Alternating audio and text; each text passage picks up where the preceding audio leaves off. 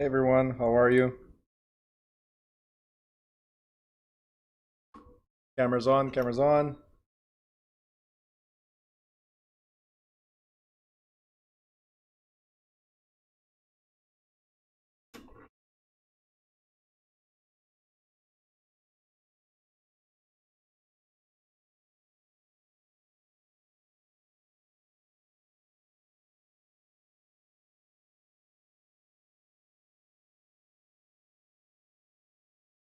Right. So we are streaming live. If anybody's watching on YouTube,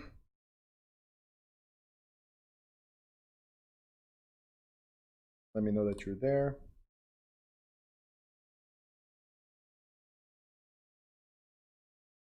Okay, cool. So, first thing, apologies for this delay. I apologize already for the morning class, and I'm apologizing to you guys.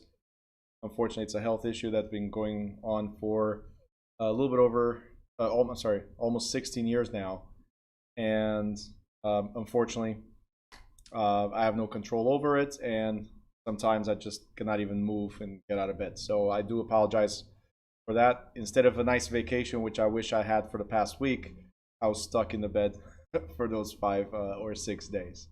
So I am back, and thank you guys for all your wishes and the messages. I really appreciate that. I did, so just so you know, I made a few changes on the website again, trying to make it easier for everybody. Move a few things up. Here in class, I changed your class exam was for Thursday. I moved it to Saturday morning, so it's at 10 o'clock, between 10 and 2. That's your class exam. Okay, it's not on Thursday, so it gives you enough time to do a quick review. Hope that works for everybody. If not, next Saturday, the morning class is having their exam, so you can do the next Saturday morning. Okay. One of the changes that I've made, let me show you guys real quick what I did. Some of you probably already saw, some of you didn't. But one of the changes that I made is right on top. This I had showed you already. We have the access to the Zoom class.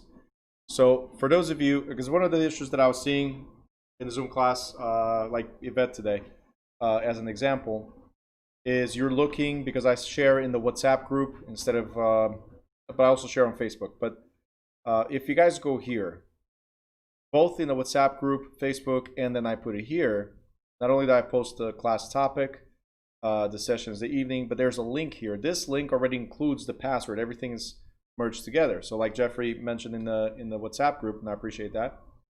But also, all the information is here. So you have the meeting ID and you have the password. Just so you guys know. So there's no, oh, I'm on the phone or I'm on the computer. Can you please forward it to me? Let me get into the meeting ID, whatever. You guys can click this link. It should automatically take you into the Zoom session, whether on your phone or on the computer. So try to use the student portal as much as you can. That's one of the things that I'm suggesting. The other thing I want to show you guys is this.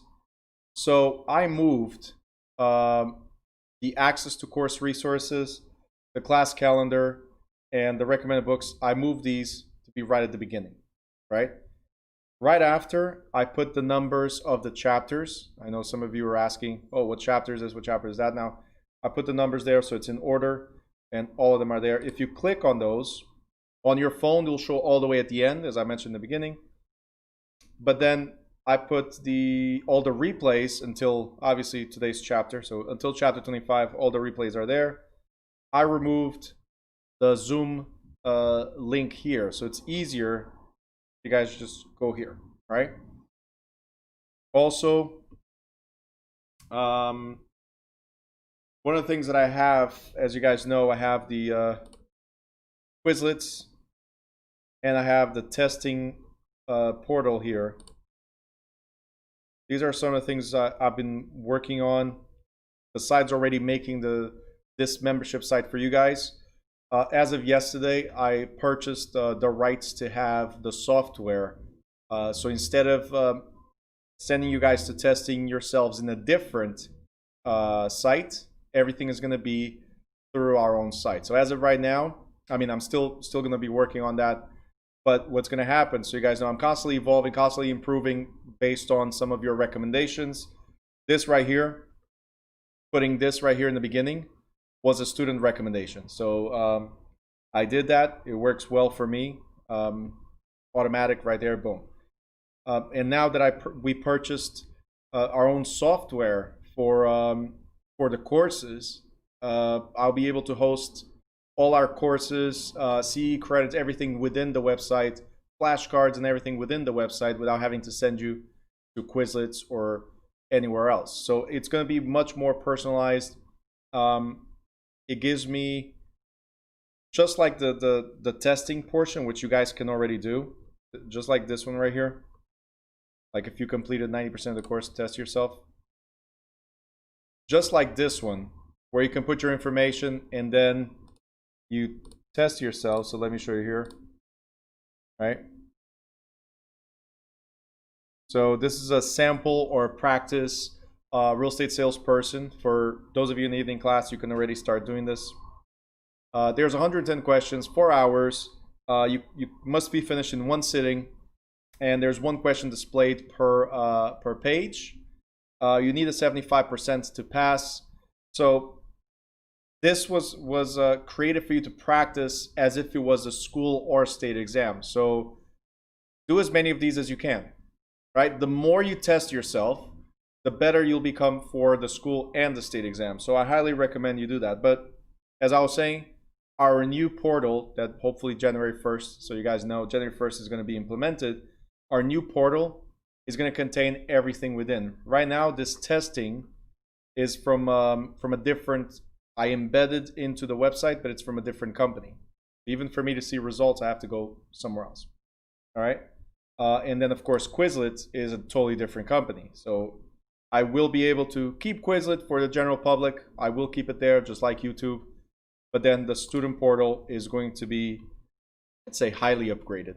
Let's say that. And then I'll be able to eliminate the Facebook group. So I'll keep the Facebook group and the Quizlets and the YouTube Live accessible for the public.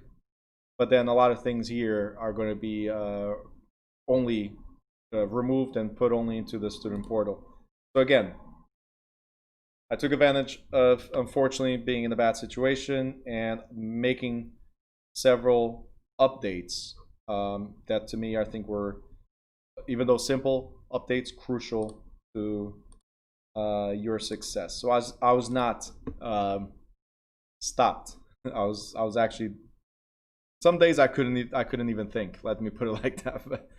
But I was trying to, as much as I could, to implement tools for you guys. All right. I have some questions here, so let me address these questions. Let me go chat there. And there are some questions. For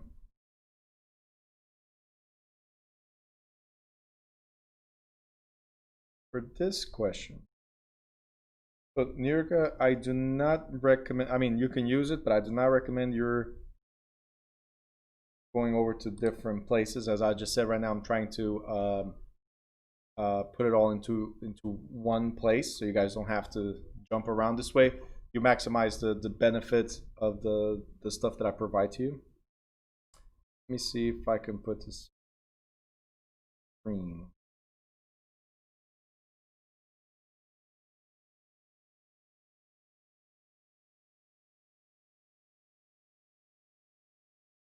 All right, let me go here.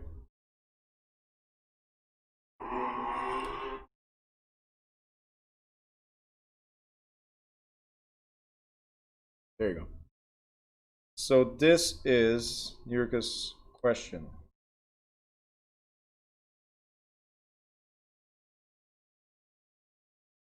And in your test, I guess, that you're doing for the national exam, it asks about any loss in value over time from any cause. Is it A, depreciation, B, depression, C, decreasement, or D, deliverance? The answer is, as you have highlighted, the depreciation. It's an accounting concept that allows you to recover the cost of repairs or maintenance in the property. So depression is the fact that you have to pay every month, and then every year the taxes come. Decreasement does not exist. Deliverance from evil, probably, but depreciation is the answer for this question. I'm not sure if that's what you wanted to ask me with this, but that would be the answer. This. Always Verona. Always Verona. Unbelievable. All right, so I don't know how Verona always does this. Every time she joins, right? Every time she joins, takes over the mic, takes over the camera. She does it on purpose. Like the one day that I'm back and she does this right away. It's unbelievable. Unbelievable. All right, so New Yorker, was that, did I answer your question, or because you had a highlighter? I just wanted to make sure. Okay, cool. So now it says a parcel of land is sold. Sorry, one of the things that I switch is that I now have you guys up here, so right behind my camera, and then I have the text underneath. So when I talk to you, I'm talking to you versus looking down. So let's see here. A parcel of land is sold for $16,300. If it appreciates at 14% compounded per year, and the seller keeps it for 7 years, how much the seller pays for it? All right. So compounded means that you have to do, and this is, I mean, in the state exam, this is why I'm telling you guys not to run into certain questions, whether it's in the book or even the state exam. I prefer you guys do the practice ones that I have, because in the state exam this question will not be there. That's guaranteed. They'll tell you for 1 year and that's it. But it would be 16,300. Okay, 16,300, and then that would be, you can put on your calculator plus 14%, and it will give you a value for that year. So that's 1 year. You could do, I'm just showing you different ways to do it, times 114%, and it'll give you the same result, right? Or another thing you can do, which is the long way, 16,300, and I'll explain this better when we get to math, but 14%, and it will give you a value, and whatever value gives you, you need to add 16,300. Now the thing is, whatever result you have here, right, you have to repeat the process for 7 years.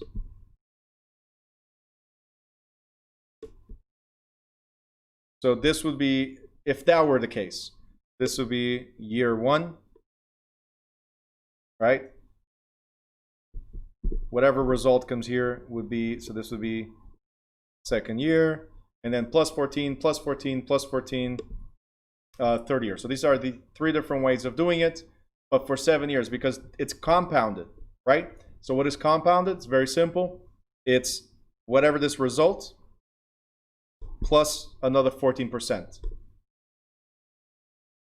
Plus another 14%. So that result compounds into the next, to the next, to the next. And then you have your ultimate result. There's other formulas to do this, a little bit more complicated. There's other formulas to do like a straight shot, but you'll have to understand how compound interest would work. The simplest way is 1 year, and then 14% of that new year, 14% of the new year, and so on until you reach the 7th year. Again, don't stress over it, because for state exam right now, it will not be there. That I can guarantee you, or your money back. Okay. Yvette is asking, do the questions change each time you take the practice test? My practice test, there's over 600 questions. And Most of these questions are based on almost exact state exam questions. So it's either from times that I took the exam, it's from times that students took the exam and they bring me these questions and I formulate some question around it. So you're ready for the way they ask you the question in the state exam, all right? So there's over 600 questions there.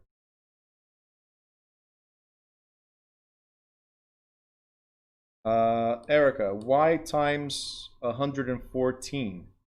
So it is something I would explain to you when we get to math, but the question that Nirga had here was, it appreciates at 14%, right? It appreciates. So appreciating mean increases in value. That's appreciation, right? So with that being said, okay, Elda, did you just take over a different screen? Can't take over different screens. Tell Ingrid to get back to the screen. All right. So because it's 14% increase, that means we have 100% of something, right? Plus 14% increase. That's the appreciation. Does that make sense? So it's 100% of something. What's that something? Well, let's see here. That something is 16,300. 16,300 is 100%. So you can try the different ways that I just showed you, and the calculator is going to give you the same result. So 100% plus 14% equals 114. Or you can figure out what 14% is of 16,300, and then you have to put it here to equal something. So the easiest way, I mean the two easiest ways, one of them is on your calculator, you're going to do 16,300 plus 14%. Right?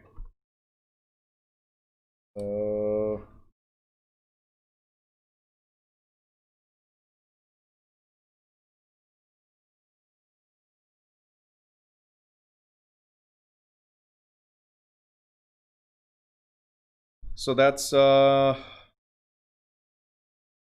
your calculator will tell you 18,582. 14% is 2,282, which if you add them both, it's 18,582. But if you had done, okay, let me go here. If you had done 16,300 times 114%, it also equals 18,582. So give it a try in your calculators. Times 1.4. And yep, all the results come back to the same. All right, so these are different ways that you can do it. So if they asked you how much it appreciated in that 1 year, that's what they asked you. How much appreciated in that 1 year? Well, it appreciated 2,282. That's how much it increased that 1 year. But if they ask you, what is the new value? What is the new value at the end of the 1 year? Well, we bought it for 16,300. It's now worth 18,582, right? Which is the original price plus 14, 15,582, which is the original price times 114%. Same thing. All of these are exactly the same. So these bottom two, they're shortcuts. This is a one whole thing. This one is just the long way. You figure it out how much it appreciated, and then you need to add the appreciation to the original value. That's how much it's worth. You understand? It's just extra steps. But it's whatever works for you. Either way is totally fine. Questions? Yep. All right, cool. You guys are going to realize when we get to math, I'm not your math teacher where you have to follow my methods or you won't get the grades. My major concern is that you guys get to the results. So I'll give you a bunch of different ways to get to the same result. I'll give you the American way, I'll give you the European way, the Russian way, the Chinese way, whatever way you want, right? To get to the results. I don't care about method, I care about results, right? Because nobody in the real estate world is going to come to you, well, I'm the seller, how did you figure it out? You understand? Show me the steps. Nobody. Nobody. You're going to get there and say, hey, your property appreciated 14%. It's now worth $18,582. Period. All right? Period. Nobody's going to say, well, how much did it appreciate? Oh, it was 2,000. No, no. It's worth this much in today's market based on the current market increases. Period. Got it? So, unless you want to sound cool and be like, hey, great news. You made almost $2,000 from last year to this year. Right? Well, it's $16,300. But if it was 160, now it's $22,000 from last year to this year. Different, right? Like a whole part-time job right there, just in appreciation. Right? You can sound as cool as you want, totally up to you. Or you can let them know, hey, you bought for 160, it's now worth 185,000. Not bad. Simple. All right? So state exam questions, most of them are very simple questions. So you should be able to go through them easily. State exam. All right? So let's go. All right, so we're going to give it a try at doing 2 chapters today. Hopefully 3 chapters because, again, as I said before, unfortunately, we went on a forced break. We did say that the state portion, which is what we're addressing right now, the state portion is like a quick review and then just hitting a few points. They are state specific. So everything else, we can use this as review of the previous classes. All right? So everything should be very familiar by now. Ready? Give me a thumbs up if you guys are ready. Great. If anybody's watching on YouTube and you have questions, drop them in the chat and I'll address them as we go.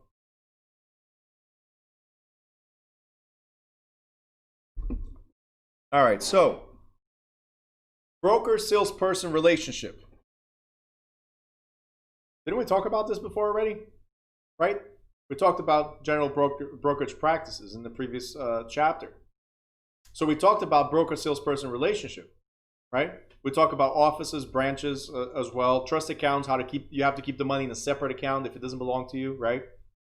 Rules for advertisement, we briefly talked about those as well. So, it should be very easy. As you know, under New Jersey law, and most states follow the same.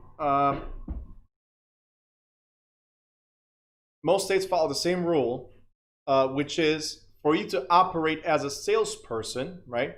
You must be employed by a licensed broker. And if you guys remember, when we talked about being under a licensed broker, I told you that if the word broker is by itself, who are we talking about? We're talking about the broker of record. Who's the broker of record? The one person responsible for the whole agency. Under the broker of record, we can have different licenses. We can have the broker salesperson and simply the salesperson. All right, you guys remember this? Right? Okay, cool. So broker, salesperson, and salesperson. What you need to remember is that if attached to it, it says salesperson, then you are a salesperson. A broker salesperson is a salesperson. Therefore, a salesperson is not allowed to make contracts and receive compensation from anyone other than the supervising broker. So who can pay you? The broker of record. Okay? Can you enter into a contract and say, hey, Mr. Seller, I'm a broker salesperson. Pay me. Can you do that? No. Because the word says salesperson, automatically you are under the supervision of a broker of record. Okay? So very, very important. Now, the employment status, you guys also know that you could be either employed as either an employee or contracted for services as an independent contractor, right? And there's a huge difference between these. The biggest difference between these is for tax purposes. What is considered an employee for tax purposes, right? And what is considered an independent contractor for tax purposes? So let's go over employee as an employee, a salesperson can be required to follow office regulations such as working hours, dress code, attendance at office meetings.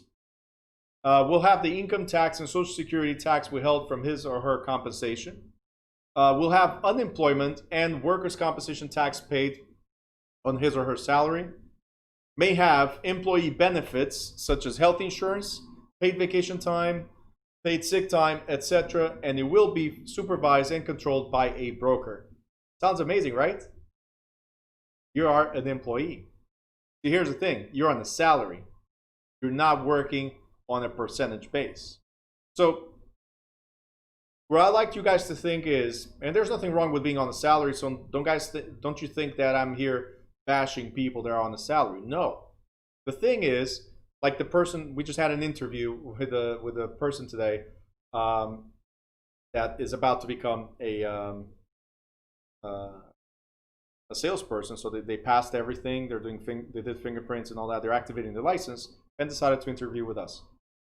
And what this person told me is what we know from the whole world. I know I've reached the cap at the company that I'm at. I know that there's no further up unless I'm the owner, right? I'm not going to make any more money. This is it, right? So this person wants to expend her possibilities, right? So in real estate, traditionally, you're seen as an independent contractor. That means your compensation is based on your performance, right? As an employee, yeah, here and there we'll raise $1 or $2. As my partner beautifully put it earlier, see, employers pay you enough for you not to quit, and you do enough not to get fired. You think that's enough? That's a mediocre life to me, right? But that's to me. I mean, for everybody, for other people, like that's the way to go. It's just a matter of opinion. For me, I like to get compensated for the performance that I do, right? So if I sell 10 houses in a year, I get paid compensation directly based on the 10 houses that I sold. If I sell 100 houses in a year, then I get paid on the 100 houses that I sold. So there's no cap, there's no limit when you're independent. You're your own boss. So the thing is, being independent, everything else is also independent from your employer.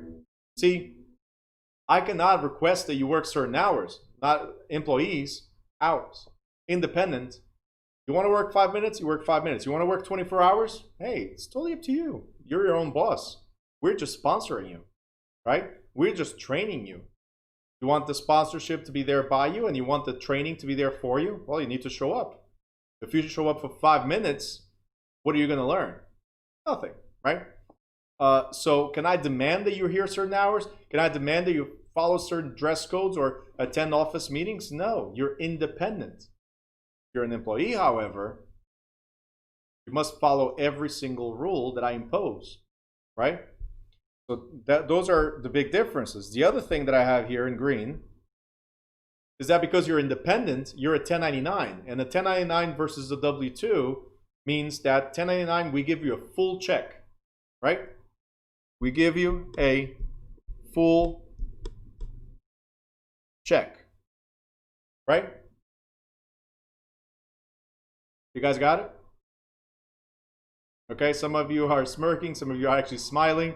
So you know why it's called a full check, right?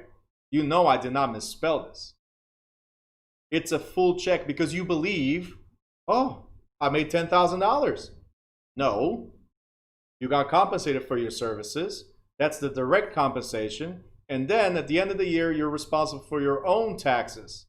So it's a fool's check because a lot of people spend the money before doing the taxes. All right? Remember, you got to take some money out from that paycheck that you just got from your broker. Take some money out towards taxes right away. Otherwise, at the end of the year, you're going to be like, I have to pay how much? Okay? So make sure, don't be a fool. That check is not 100% yours. You are responsible for your own deductions. Right? The other thing is if you want health insurance, we're not required to give it to you.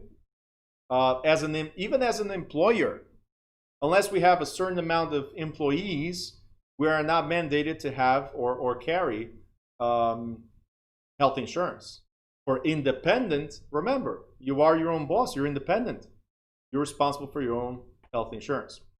I cannot give you any type of salary. The moment I give you a salary, you become an employee, but I pay you on commission. Could it be a hybrid? Sometimes it happens where somebody is employed part-time, and then the other part of the day, they go and do sales. Right? So some people, depending on the office that you go to, depending on what arrangement they have or the needs that they have. Let's say, for instance, I need somebody for secretarial work and pick up the phone. Well, all the phone leads are yours because you're licensed, right? But I need you to handle paperwork for me, as an example, right? So that's what you're going to do in the morning, and you get paid a salary for that. After 12, you're on your own. If you sell, you sell. If you don't sell, you don't sell. You get paid for the hours that you're an employee, and then as independent, you can work whatever.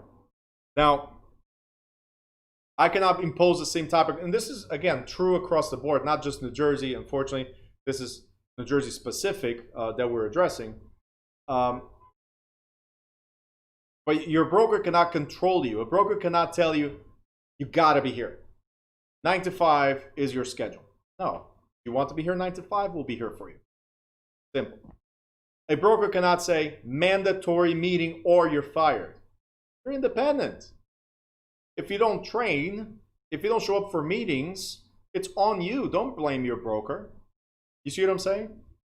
So everything is you. You are your own boss. Therefore, the only mandatory meetings are the ones you do in the morning, which is supposed to be your affirmations that it's going to be an amazing day and all the wealth in the world is going to come to you that day. You understand? Stuff like that. That's your daily obligated mandatory meeting that I'm telling you guys to have every day in the morning. All right? So always wake up refreshed. Every day is a brand new day. So it's a brand new opportunity. So yesterday was bad. Don't worry. Tomorrow's going to be amazing. All right? Tomorrow doesn't happen to be amazing. Don't worry. There's 300 and something more days to be amazing. You guys understand? So definitely understand that as independent, there's no control that a broker can have over you except for office standards or high standards, ethics, moral standards, ways of conducting business, right? Those are standards. Rules and regulations that we have to enforce based on state regulations. Simple. But other than that, we cannot control you as an employee. Yvette, I'm giving you enough time to type your question. Or did I answer already? No? Okay. You guys have to see, when I keep on dwelling on something, because somebody's typing a question for like half an hour, so I'm trying to give you enough time.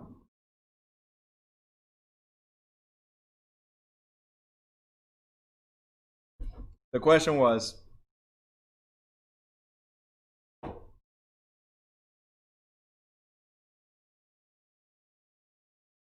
is there an obligation as an independent contractor to perform all or any amount at all? What if you only, okay, quotas. You're asking quotas. All right. As far as obligation, every brokerage operates differently. And I'll address your last question as well. Can a broker decide not to sponsor you?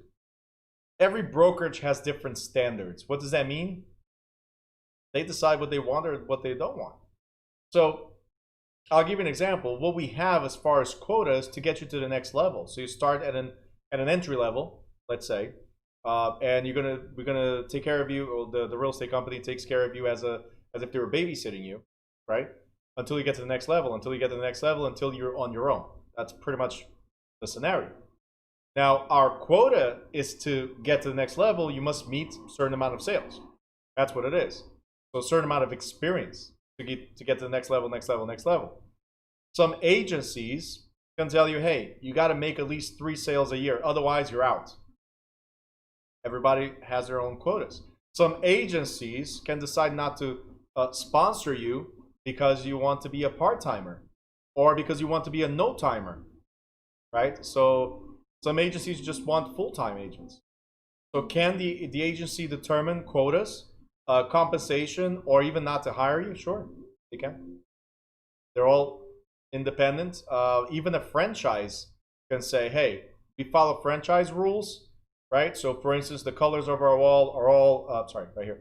They're all blue. That's the colors of our wall. So you have to wear blue all day, every day. Franchise rules, right? But can I say that you have to wear blue and put a star on it because that's my logo here for whatever franchise of union, and we have a star? We can say that too. It's our regulations. You're up for it or not. You understand? So even within franchises, each office is independently ran, and they can have higher demands than what the franchise's basic demands are. Okay? So yeah, they can. All right.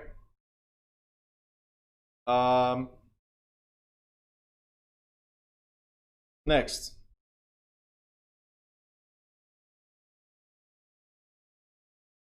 All right, before a salesperson or referral salesperson can begin working for a broker, the licensee and the broker must sign an employment agreement. Now, what is the employment agreement for? To stipulate everything we just talked about. The employment agreement is going to talk about the compensation rate.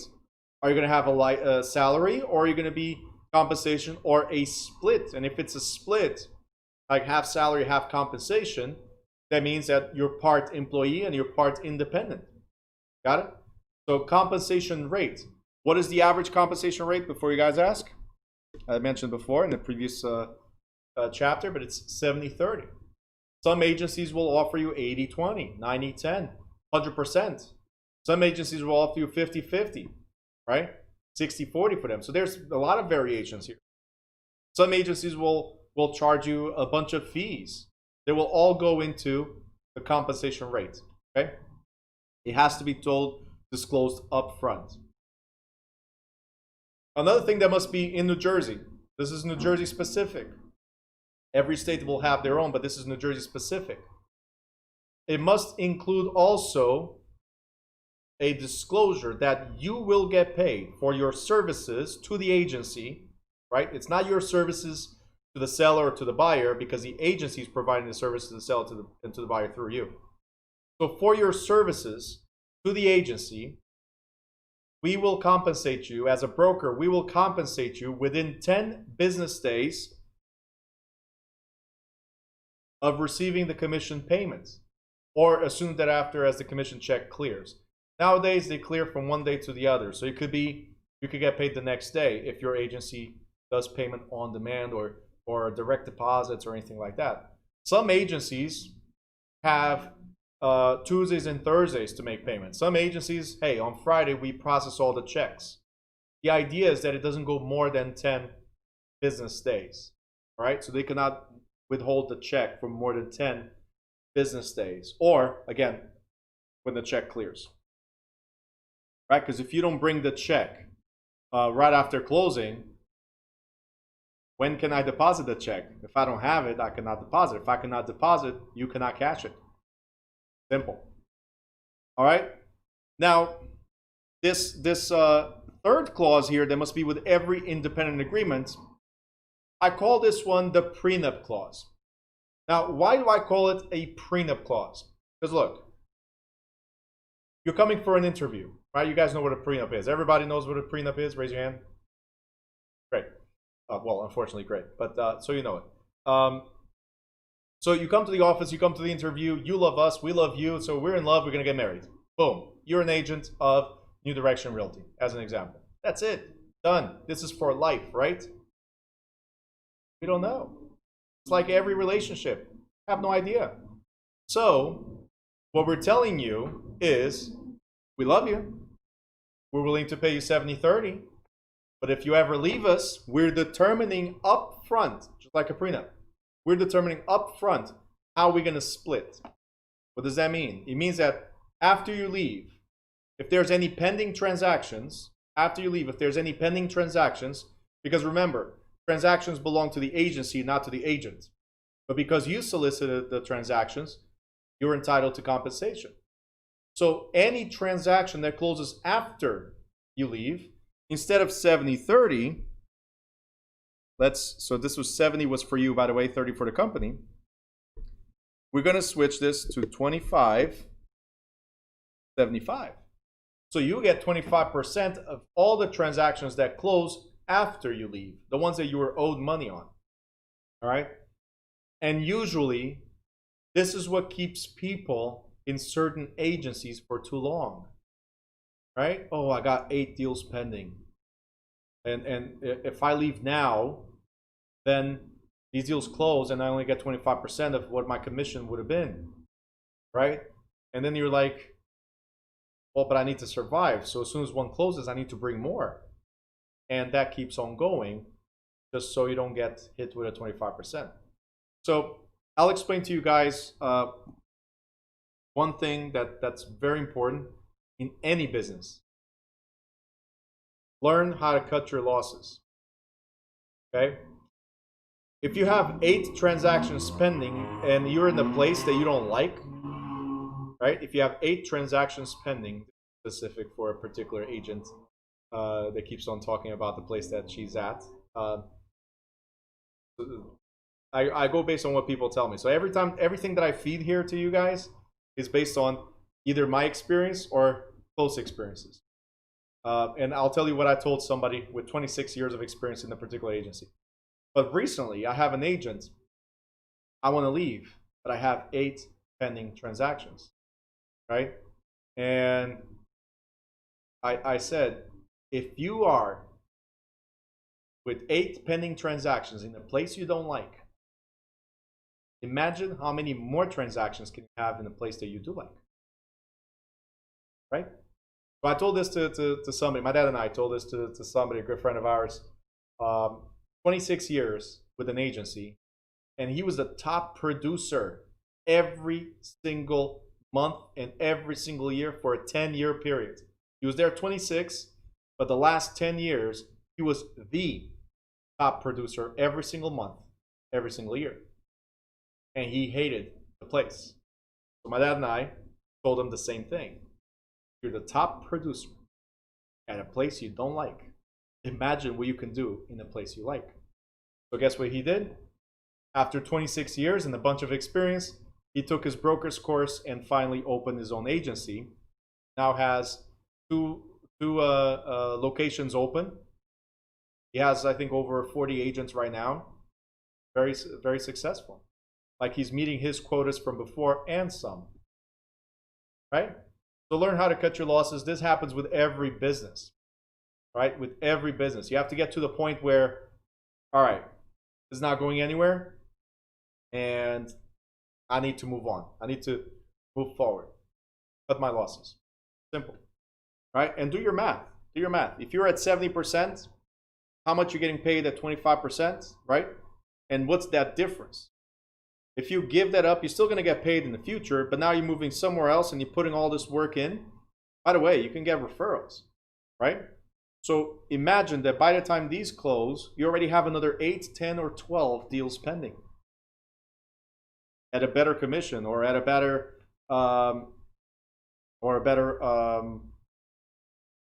just in a better place altogether.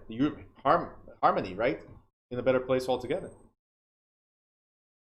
Stephanie, what's a common reason for not liking your broker? Sometimes it is the leadership. Remember when we talked about property management and I said, hey, you might have the best place ever, but if the management or the service is bad, People don't want to go there.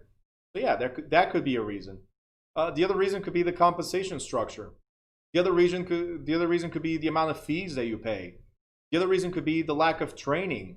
I have an agent that moved to our agency as an example. He came from Weichert, and you're thinking, well, Weichert is such a big name. Yeah, but that particular Weichert brokerage where he was at sucked in terms of training. Right? There was no training. Oh, you go online. Everything's online, and you can find it there and whatever. And then when he asked, this is his story to us when he joined us. He asked another agent there that was supposed to be somebody with 2 or 3 already years of experience. He asked them how to prepare a contract.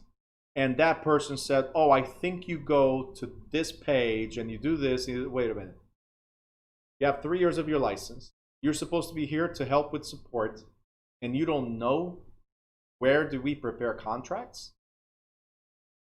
That's a problem, right? So the brand name doesn't mean the branch is successfully being ran. Does that make sense? So don't fall into, oh, I got to go for a brand name, right? Maybe you can. Just know what the brokerage is offering, what type of training, what type of support. That's key. To me, that's the biggest thing when going to an interview is, hey, what can I expect of you? Like like the person that was here earlier, the first question was, I've invested, but I know nothing about real estate. I need to be a baby in somebody's hands, and you guys lead the way. Well, if that's what you're looking for, then we might be the right place for you. And we kept on going to figure out if we were. Does that make sense? So that's key. When you go interview, look for support. Because I can give you a Lamborghini or a Ferrari, or like something that's a supercar. If you don't know how to drive and there's nobody to teach you, what's the point of having it? Right? It's going to be out there in your garage, and you're like, oh, I'm a proud owner of a Lamborghini that is just in the garage. Come on, you see what I'm saying? Right? So support, guidance. Okay? Very, very important. Do you find that a lot of salespeople do not want to really support a newbie because they fear they will bite into their sales and commissions? Depending on your corporate structure, yeah. Depending on the company you go to, yeah. They oh, wait a minute. I'm going to have to split? Yeah, it could be. But if you think about it, my opinion is, if you're a newbie, right, and I'm splitting commission with you, I know I did most of the work, but that lead was yours. I did not give it to you. You brought it to me, and we worked it together. So even if I split with you, I'm still making 50%, let's say, 50% more of what I would be doing without that one lead, right? Because 50% of nothing is absolutely nothing. So that question, Yvette, is a great question, and it's a matter, like everything, it's a matter of perspective. Some people don't want to train because, yeah, well, the time I'm going to spend training, explaining everything, and I still have to split commission by doing everything, even though I'm doing everything myself. You got a free lead. What are you complaining about? You get a free lead that's going to pay you X amount of dollars, and all you have to do is explain a few things. It's a no-brainer to me, right? It's not like your job, you're getting paid X amount of dollars an hour, and you have to train and you don't get any more compensation for that. Like that's flat. That's what you're getting paid to train 100 people, right? Here, no. Imagine if 100 people bring you one deal as you're training them. That's what a brokerage is. If everybody brings one deal as we're training, 100 people bring one deal as we're training, it's already, let's say we pay out to the field, we always pay out 75. So for us, it's 25% more than what we had, times 100. No brainer, again, okay? The leads can only come from the newbie in order to split commissions? No, I mean, look, if I give you the fish, right? Then what did I teach you? Nothing. But if I give you the fishing pole and I show you how to fish, right? Then you get more fish. What did I teach you? Way more powerful than just feeding you the lead. There's a lot of companies out there that provide unlimited leads. Like, we'll pay for leads, pay for leads, pay for leads. And it's a turnaround game. Does that make sense? But, or numbers game, numbers conversion game. But here's the thing. I've had in the past the experience in the previous company that I was at, and I've heard this story over and over with different companies. In the previous company, they were pumping out 400 leads a day. Now, granted, random, some of them horrible leads. It's like the Zillow or the Realtor leads. They're not pre-filtered. They're a bunch of promises, but they're not pre-filtered. They're just like, you get everything. If you as an individual salesperson do not know how to filter those leads, or if you don't even pick up the phone, then to the agency is just an expense. To the agent is a lost lead. So if you bring your leads, are you going to ignore your leads? Most likely not. You're going to take some action because your leads are your leads. They will call you. They'll hold you accountable. And if you bring me a lead as an example, I'm not telling you that you shouldn't go to an agency that provides leads. What I'm telling you is, if you know how to generate your leads, your own leads, then your potential will be unmatched. A lot of people sit by the apple tree and wait for the apples to fall. Go ahead and shake the tree. That's all I'm trying to say. You'll make way more than if we give you leads. Does that make sense, guys? Raise your hand if you guys understood this. Great. So you can go to a company that provides you 1,000 leads a day. If you don't do anything, they're just dead leads. Simple. If you go to a company that shows you how to fish, how to get your own leads, then you have unlimited growth potential. That's my opinion, and I'm sticking to it. Next. All right. Also says here, any future changes in that contract, any future changes in a contract between you and your broker, obviously, this is based on contract law. Any future changes to a contract must be accompanied by something in writing and signed by both parties, right? You cannot alter something that's mine. I cannot alter something that's yours, okay? Supervision and oversight, guys, you already know. You already know that your broker is responsible for everything you do, okay? So can a broker have guilty knowledge, and can a broker lose his or her license because a salesperson did something wrong? Yeah, because ultimately it is the broker's responsibility, okay?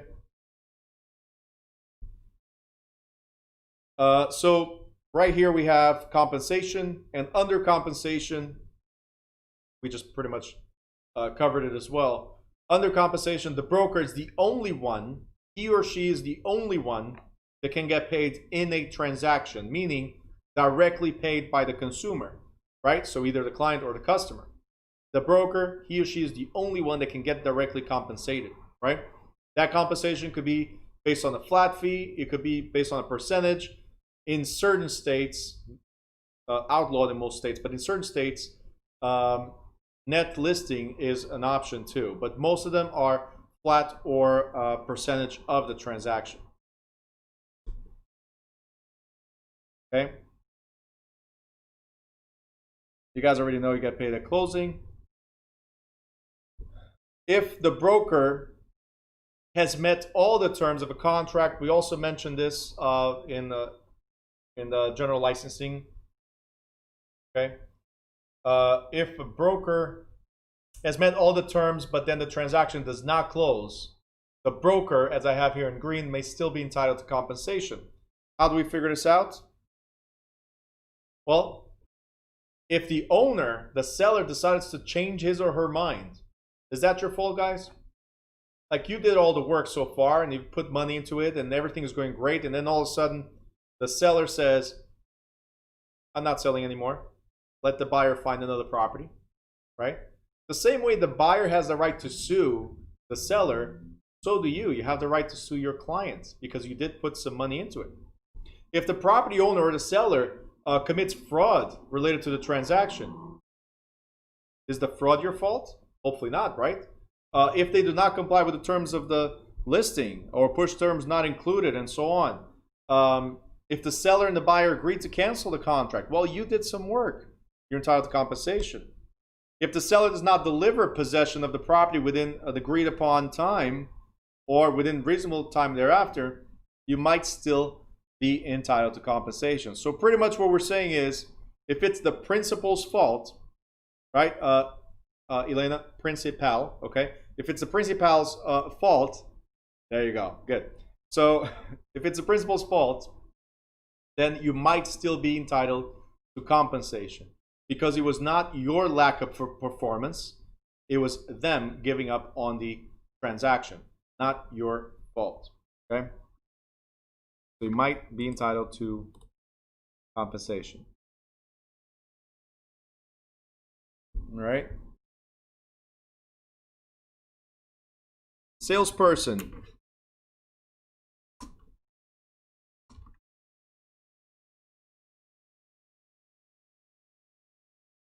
Salesperson.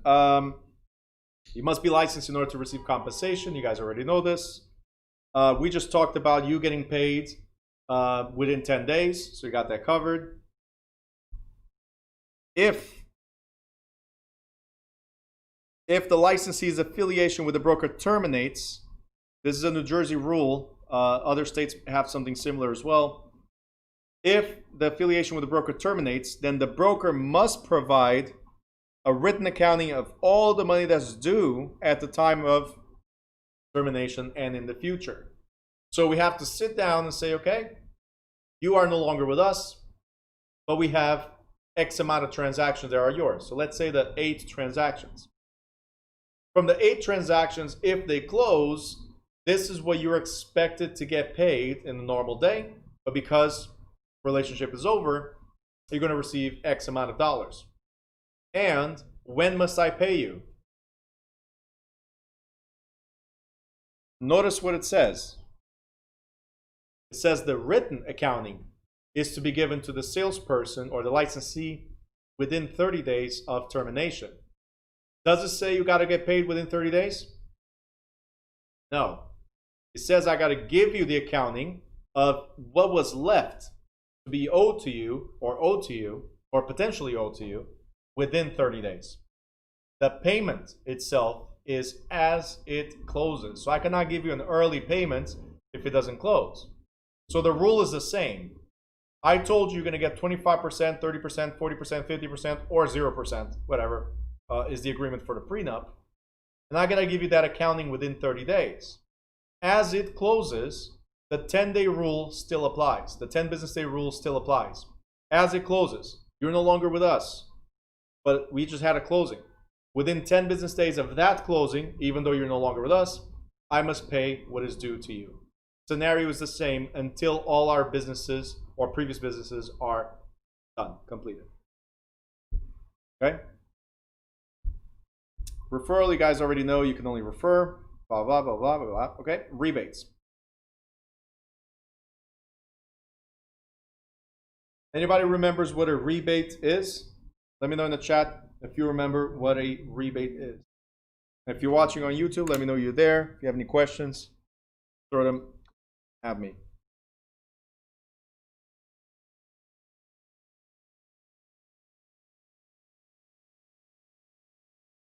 What is a rebate? Can anybody tell me without reading? Without reading, because we already went over this.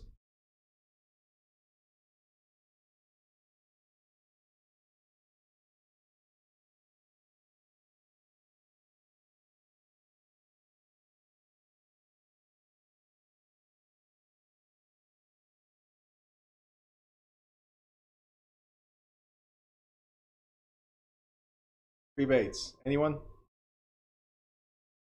The word is simple. I think everybody knows what a rebate is. You go to a store and there's rebates. What are they? Concept is exactly the same. Return money, okay. Credits, absolute discounts, yes. Money back. All right, we're talking now. Good. I think you guys were all waiting for one person to start answering so you can dump them all there. A discount given to a customer at the time of the purchase. Yes. Funds. Absolutely. All right. Let's see. Return of money. Yes. So a rebate, it's like a voucher. It's a credit that's given to the buyer at the time of the closing or at the time of the sale. So if you guys go to a Macy's store, right, and they tell you that they have the cashback thing, or Kohl's, they have Kohl's cash, or whatever, that applies as a rebate. But when do you get that cash? Does it come to your hands? No. When you go buy something, you can apply that cash towards the next purchase. That's a rebate. You guys understand? So does Kohl's get the rebate, the seller, or does the buyer get it? The buyer. The rebate is for the buyer. So in this case,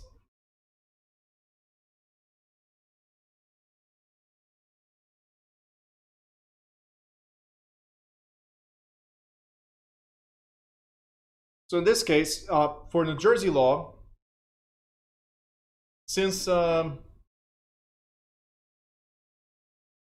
10th, a New Jersey law has allowed brokers to provide rebates to residential property buyers.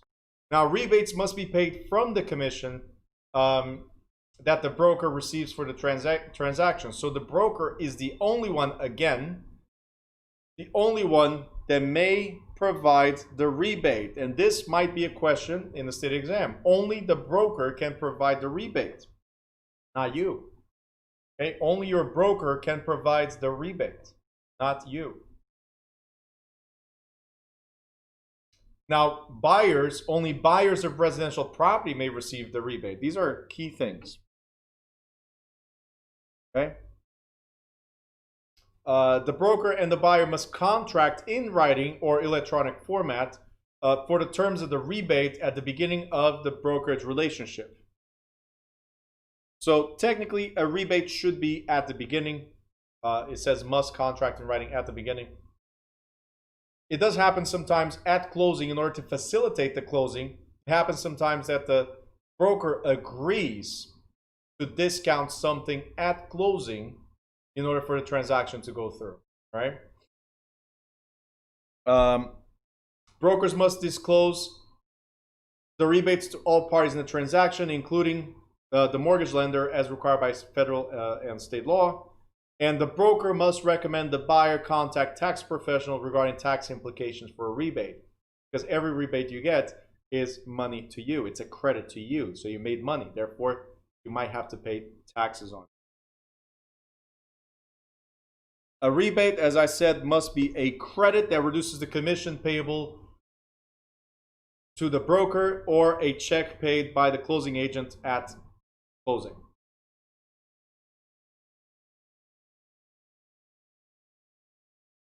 Now, the rebate must not be paid to an unlicensed person for performing any activity that requires a license. You guys already know this. It must not be paid based on the use of services or products offered by the paying broker.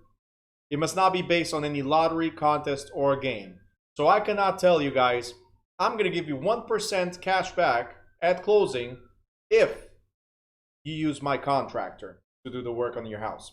I cannot say that I'm going to give you 1% cash back if you win the lottery. Like I put a quick draw type of lottery at the office, and you might win a rebate. No. Okay, no contest, no games, nothing. All right. Beth has a question coming. So basically, a rebate is lowering the initially contracted commission. Yes. It's a credit, like I said. I mean, if you go to the restaurant, right, and the restaurant says it's $100, but you had a cash back towards that restaurant as a credit, they reduce how much you have to pay. So if my commission was 6% and I give you 1% cash back, then how much do you pay? 5%. That's pretty much what the scenario is. So it reduces the commission that the broker would get. Yep. The next, we're going to talk about price fixing. You guys already know this when we talked about the Sherman and the Clayton Antitrust Acts. And Price fixing is where we're setting standards. In New Jersey, this is specifically prohibited. We cannot set standards it's a federal law, as we said earlier, but New Jersey has, in addition to the federal law, New Jersey says, no, we're not playing that game. You will not set any standards. Commission is fully negotiable between the broker and the client. So if the seller says, for example, or the buyer says, for example, I'm not paying you 6%, I'm paying you 5%, you, the broker, or representative of the broker, have the right to say, well, 5.5 then, right? You don't have to settle for 5, the same way they don't have to settle for 6. You can even say, you want to lower me 1%? I go up 1%. So instead of 6, you went to 5, I'm telling you 7, right?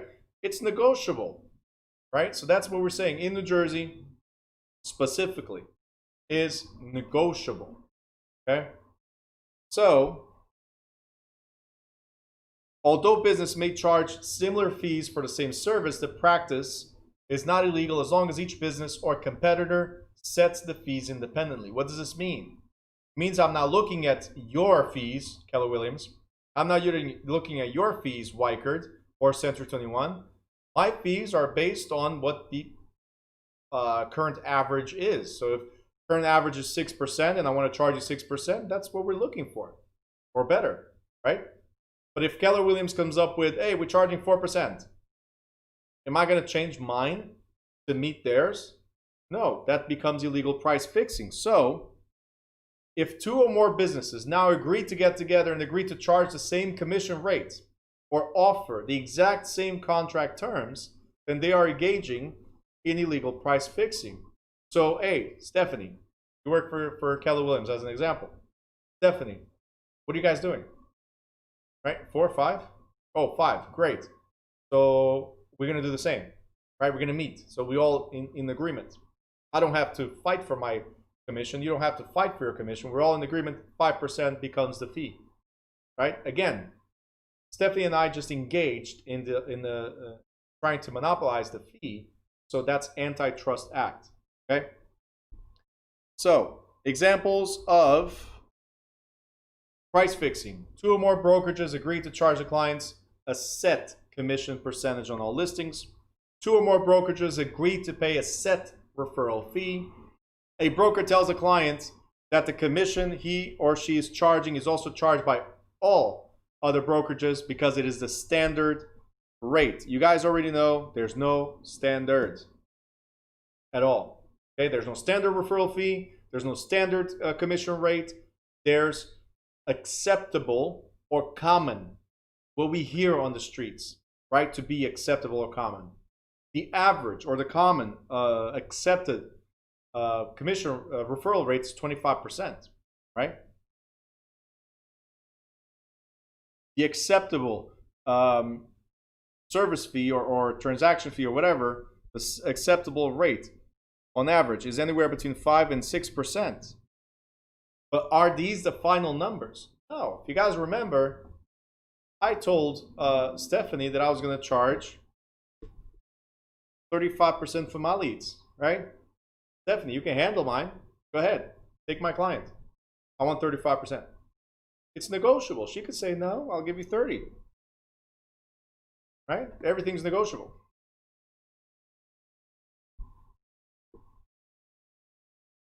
So once a broker sets a commission rate, they can, no, it's per transaction. It's negotiable, Yvette. It's negotiable between the client and the broker. So let's say the office expects an average of 6% or higher commissions. That's the office standard, right? That's what we expect. That's the lowest, the low ball for the office. I'm not going to say that agree with a different agency. Hey, you got to do 6% or higher, period. No, I'm not going to agree with another agency. But can I give an incentive to my agents? Right? So it says here 2 or more brokerages. They're not talking about the one brokerage, like me and my agents telling them, hey guys, this month, right? We're in the month of October, so bring 10% commission. Can I do that? I can. Right? That's a goal that we've set. That's an objective that we've set. Right? You guys understand this? It's different than setting a standard, going across the street and say, hey guys, I know we're different agencies, but Let's not fight. Peace and love, everything 5%. No, that is unethical. So again, the office sets standards, and then each agent will negotiate on behalf of the brokerage with the client what commission they're willing to pay, period. All right, our standard, our agreement for this month, let's say it's 10%. I'm just giving you a ridiculous number for the example. If I go to a listing, I knock on their door and I say, hey, listen, we charge 10%. And I get out of there with a 7, hey, client's entitled to negotiate. Our office expectations was the 10%. They negotiated me down. That's it, and I accepted it. Simple as that. So again, no standards. Yvette, why you're apologizing for all the questions? Just ask the questions. Thank you, friends. There you go. Questions help.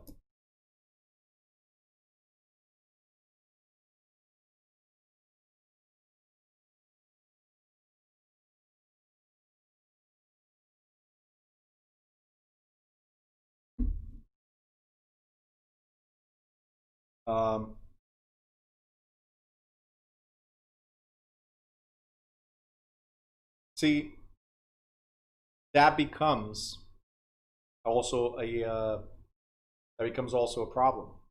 So Yvette's asking, if 1 month our agency goal is 6%, but another agency is at 4%, and we decide to go lower than the competition next month. My question now is, Yvette, how did you find out that your competition is doing 4%?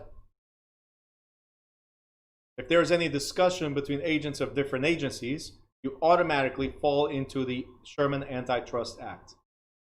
Automatically. Okay? So if it's a competing office and now you're trying to match theirs because you heard it, or because you agreed to it, or because you found out about it, oh, it has to be proven? You're licensed. Good luck with that. Good luck with that.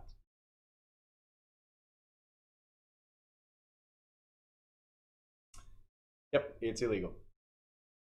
All right, so we can set our own standards. We don't care about what other people are doing. We care about what we're doing within the office, what are the high standards of our office, and what we're looking for.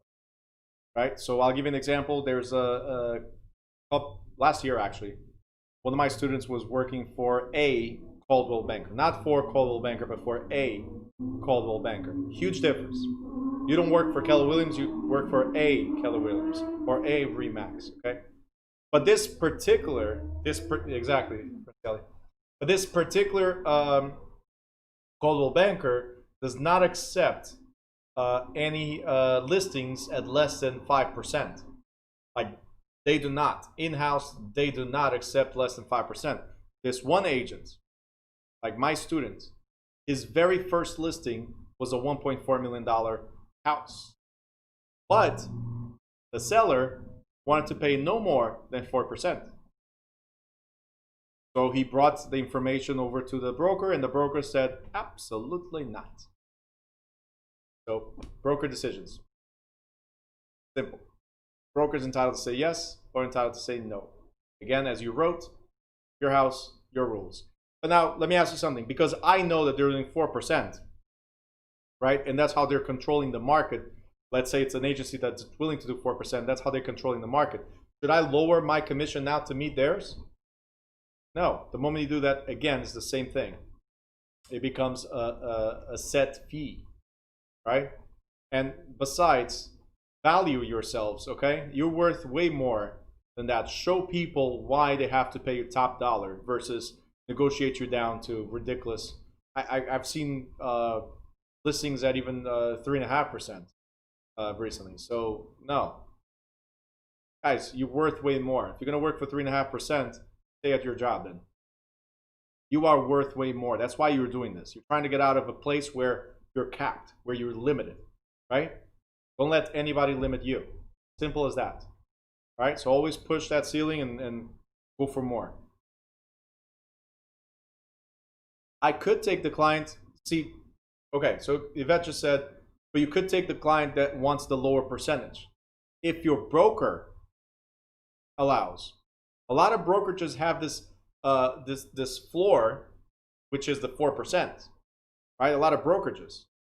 We just had a listing. Of course, we mocked our agents for a very long time, and we still do. We wanted to buy him a mask that says Mr. 4%, a shirt that says Mr. 4%. I thought about getting a sign that says Mr. 4%. Maybe when they close on that listing, we'll get him a rider that says, we just closed with Mr. 4%. Maybe. We keep on roasting him every single day. But we still took it because business is business. You're helping somebody. That's what matters, right? It's better to take 4% than take no percent, right? Simple. Now, can the office have standards and say, hey, well, lower than 4% doesn't even pay for your shoes to walk there, as an example, right? Then we can have that as a limit. Simple. All right. So if your broker says yes, right, definitely.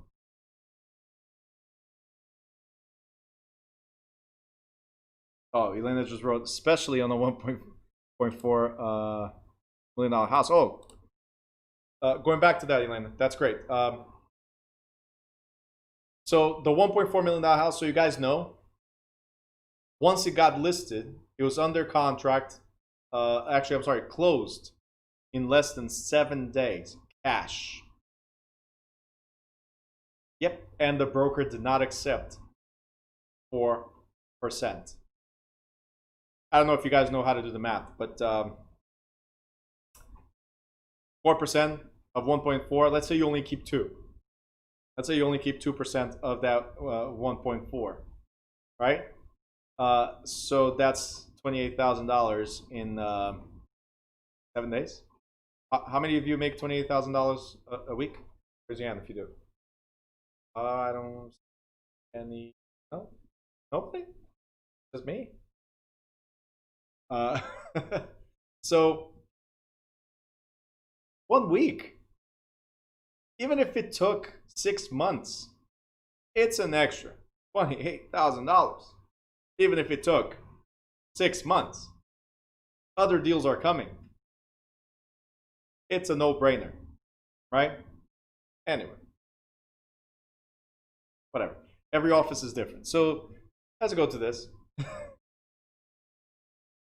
Offices and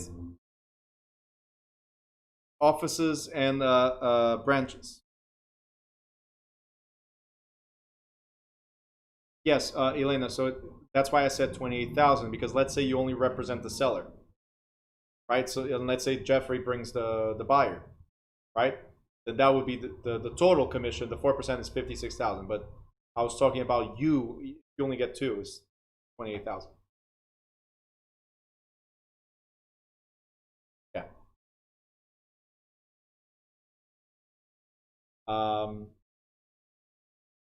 So and then from that 28,000, then you have to split something with your broker. Let's say broker keeps 30%, you keep 70% of that. So just you keep the majority of those 28,000. Not bad at all, right? You also count with your fingers and never let you down. Anyway, whatever works. Erica has a question.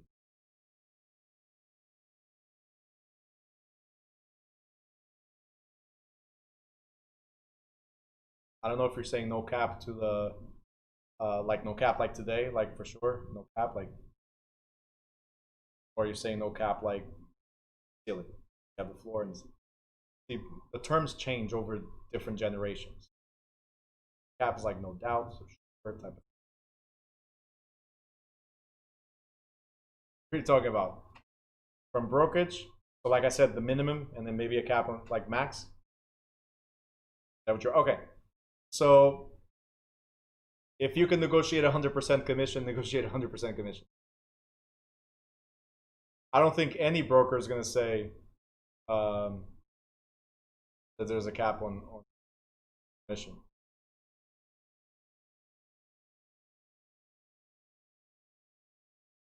Typing.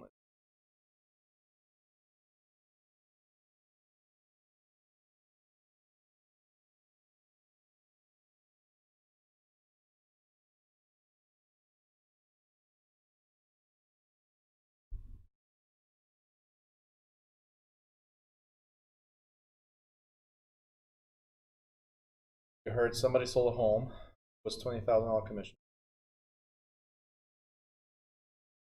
but her brokerage cap was 12,000. Oh, 12,000 split, and you keep the rest. Is that what you're saying? Or the max that they pay out is 12,000. So the commission is 20,000, and the max they pay you is 12. All right. So I cannot recruit you guys directly, but Erica, tell your friend to call me. We don't have a cap on paying you. We have a cap on what our fees will be. So I think you're probably it's the reverse. I don't see it as being a cap. That's weird. That's weird. Anyway, usually it's the reverse. Usually the like some agencies, what they have is they up to, once you meet a certain gross commission, then from there on you're 100% or you're at 90% or whatever. So they increase your percentage after. So that's the brokerage cap, right? But the reverse, what if the commission was 50,000? You'd keep 12 and I keep the 38,000? That's an awesome deal. Pedro, if you're listening, we're changing our structure. We're going to cap all the agents at 12,000 and we keep the whole rest of the commission for the rest of the year. Let them work for free. Good. Erica, are you still typing? Oh, I know if you are. No? Okay. So, yeah, have them call me. Oh, you're looking for the broker's name? Okay.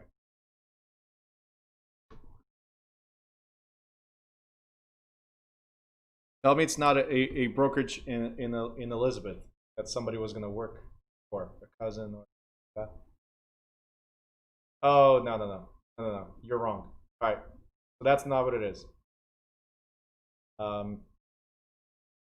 That's not what it is. The caps are exactly what I'm trying to tell you. There's no cap on the payout. There's a cap on what the commission charges, so up to what the brokerage charges. Up to a certain percentage, you have to split the agency after a certain amount, then go up in level. So that's the structure. Anyway, moving forward.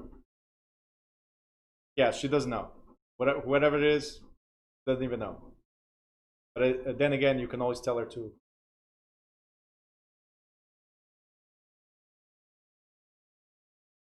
Yep.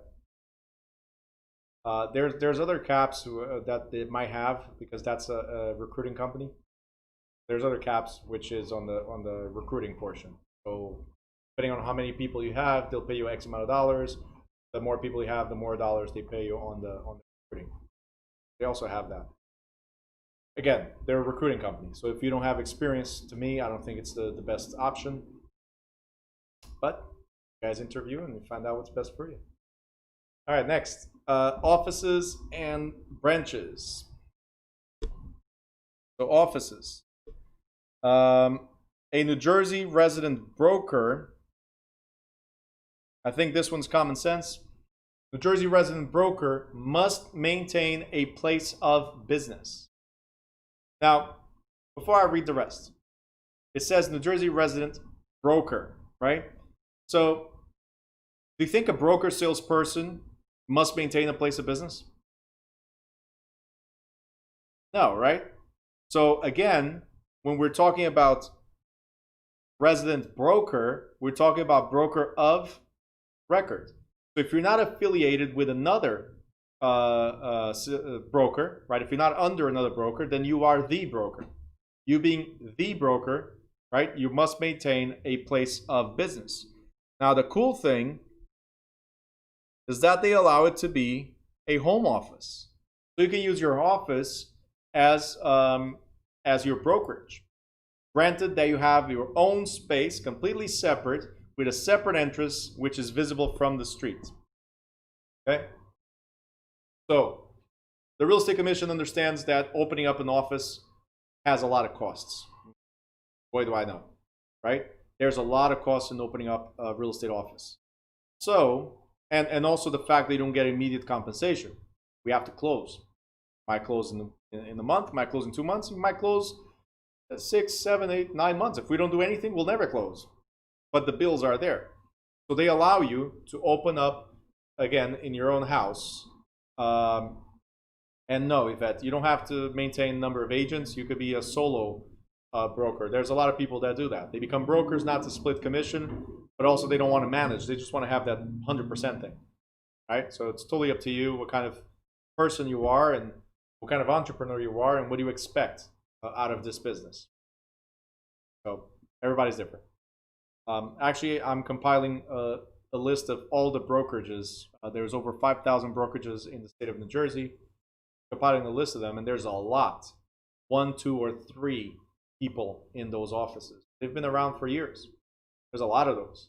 So they're very like a brokerage team, right? We all get 100%, and we're pooling our resources to make things happen, right? So these are the smaller ones.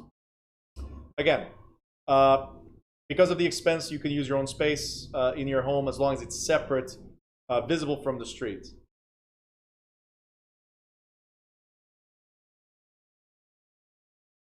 If you do that, can you make your house LLC on your taxes? If it's solely used, if not, then partially. But again, ask a CPA, right? But if it's solely used, yes. If it's partially used, yes, to the partial, not the whole thing. So yes, it is a deduction. Every expense for the business is, well, not every expense. There's over 460 different deductions you can apply for as a business. That's why LLCs, corps, all that, they're very, very powerful to reduce your tax burden. Anyway, back to this. When you have your own business, another thing that must be there is your number conspicuously displayed on the exterior. That means before somebody enters your office, they must know who the broker is. Let's say I go to Miguel's office. I'm a client, right? So Miguel, I want to buy a house, and you invite me over to your office so we can go over a few things, maybe with the mortgage rep, whatever. But I go over to your office. I know you, Miguel. I don't know anybody else, right? I don't know your broker. I don't know your coworkers. I know you. I get into the office. I need to know who your broker is. Now, most people don't know this rule, so they won't even ask, right? But your broker knows, and you know this rule as well. The broker's name must be displayed on the exterior for one simple reason. They are the one responsible for your mistakes, Miguel. So if you make a mistake, or an error, or you omit stuff, or you commit fraud, right? Then who was responsible for you? Your broker, right? That's what it is. Every broker of record must have their name displayed on the exterior before people enter the business.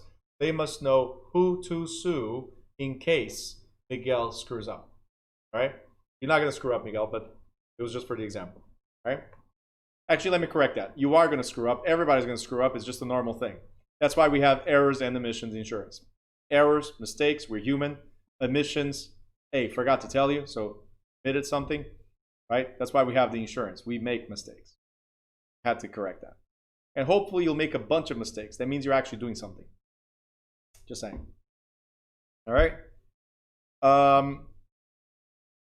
Right here, this is true for the main office and for the branch office. There has to be a supervising broker in either one of them. So here at the, over there at New Direction Realty, we have our broker of record is our supervising broker. And he's here the whole day, 6 days a week, sometimes even 7, right? Because that's his job. If you open up a real estate office, your job is to be there for your agent, period, right? If you open up a branch office, can the broker of record be in both places at the same time? The answer is no. So I might elect a broker salesperson to be the office manager, and I'm going to appoint a broker salesperson. Let's say it's Verona. Verona, you're going to manage my office in Linden, as an example.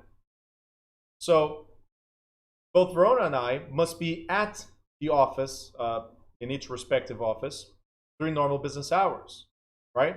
Now, if Verona manages the Linden office, then her name must be, and the people that run out of that office, so the salespeople that run out of that office, must be reported to the Real Estate Commission as well. They are not in the. You're right, you're sure? What was that for? Did I say something wrong?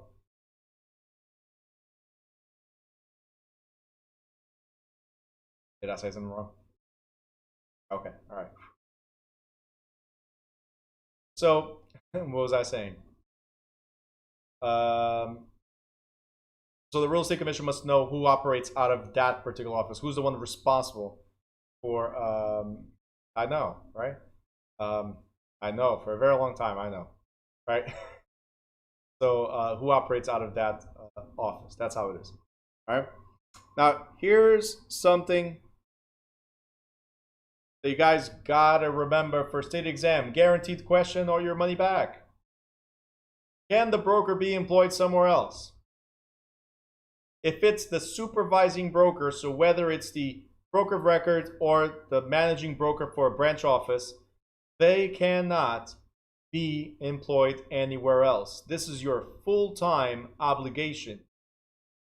Got it? I cannot have a full-time job now or a part-time job, right? Can I have earnings from outside businesses, right? That's different. But employed, no, this is your full-time job.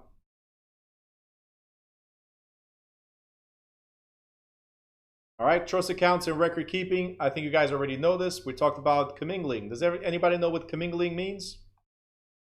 Commingling and conversion. Let me know. Mixing funds.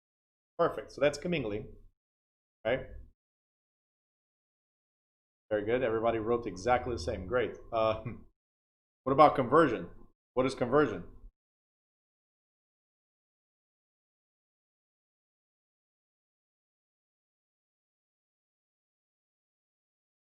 So Yvette, that's still commingling. What is conversion? 2 words you guys got to remember: commingling and conversion. Now, it's the funniest thing. I just remember because I saw a person today. I always say that it's a Chinese word, commingling, right? But the funniest thing is that I had this Japanese person in the class, and she was cracking. I just saw her today. She was a student of mine, very good friend of mine too. But Japanese, she was cracking up, and I said, I don't know, how do you say commingling with a Japanese tone, right? It's very like Japanese is. I love Japanese, very like rough language. How do you go commingling? Doesn't sound right. Where Chinese is like they singing commingling. So that's why I call it the Chinese word. Easier to remember. Miguel for the win. Miguel for the win. Using other people's money as one's own. So the conversion, as Fabiola just wrote, is when you spend the client's funds for your business or personal. So we mixed the funds and then we used the funds. That's conversion. And guys, I did say, and I'm going to repeat it again, right? I did say I'm going to repeat it again. Most of the issues that are brought up in the enforcement actions by the Real Estate Commission here in New Jersey, for example, most of the issues are related to commingling and conversion. Okay, so not only the mixing of the funds, but also the usage of those funds for business or personal purposes. All right, make sure you guys remember that. Okay, here you go, commingling, right? Now, how long do we have to deposit that money into the escrow account or trust account? How long do we have to deposit the money? So let's look at gotta pay the bills when there is no closing. That's right, Miguel. That's right. You gotta pay that rent for the office. I know. How long do we have? Let's say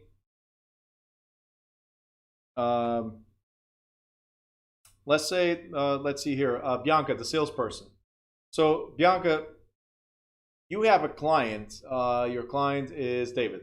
David comes to you and says, "Hey, I want to buy a house." You guys find a house, and the David gives you $1,000 check, right? Or even cash. Let's make it $10,000 cash because it's a big house that David's buying. So $10,000 cash. We're ready to rock and roll, right? So David, you're going to give $10,000 to salesperson Bianca. It's a Thursday. When must you deposit the money by? Here it says that it must be deposited within 5 business days. That's New Jersey rule. Within 5 business days. So when must you deposit that money by? Okay, let me know. So David gave $10,000 to salesperson Bianca. When must you deposit that money by?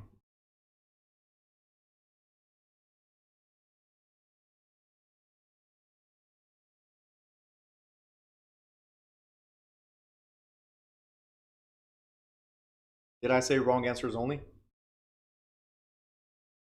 Just a game? Because so far they're all wrong.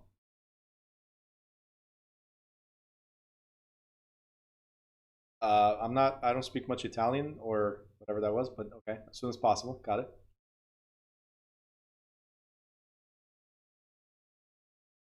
Miguel, thank you for the win again. Wow, 2 points for Miguel.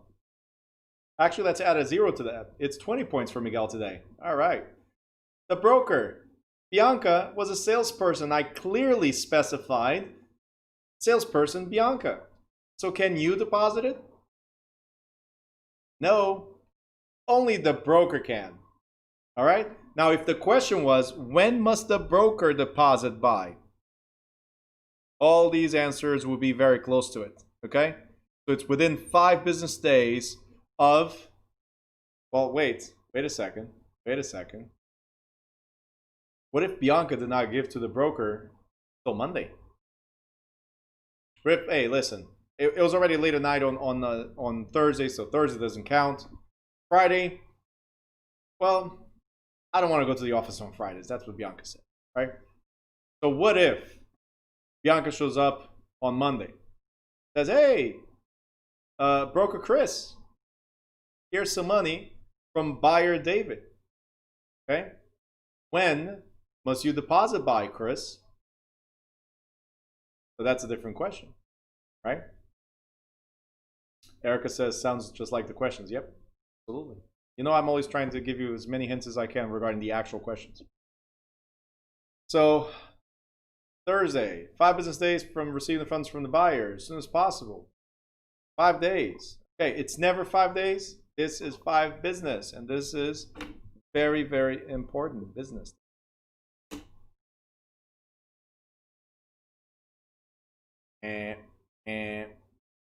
Nope.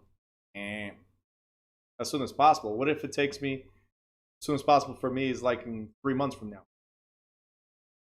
Okay. All right. The answer is, drum roll, please. So remember, okay, Erica will be almost correct. Remember I said that it was late at night? So it's beyond business day. So Thursday does not count. So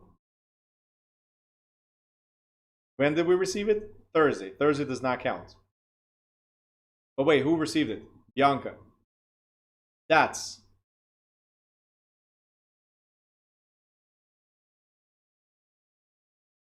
when the business days start counting. See, because Bianca, before I give you the actual days, because Bianca is an agent of the broker, Bianca is therefore the one receiving on behalf of the broker. Therefore, the brokerage has received the money. Therefore, from the moment that Bianca touched that check, it starts counting. Now, because Thursday was late at night, as I said, Thursday, it's beyond a business day. It starts with Friday, Monday, Tuesday, Wednesday, next Thursday is the 5th business day. And yes, they do trick you guys. They do trick you in the state exam.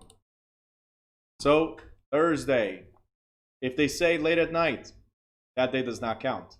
If they don't mention that, then that day counts. So Thursday would count if they did not say late at night. Good trick you. Business days. That's why this was so important here. It says 5 business days. What are business days? Because we're talking about depositing money, it's banking business days. What time do they open? What time do they close? That's a banking business day. So after 5, traditionally most places are closed unless you have TD Bank. So, hey, sucks. Starts the next day. Right? So remember that.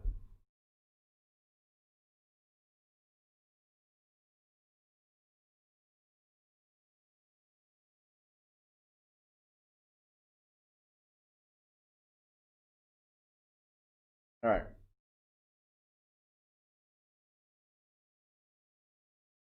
Cash deposits and withdrawals. So, how much money did I give? How much money did David give to Bianca? Do you guys remember? $10,000 cash, right?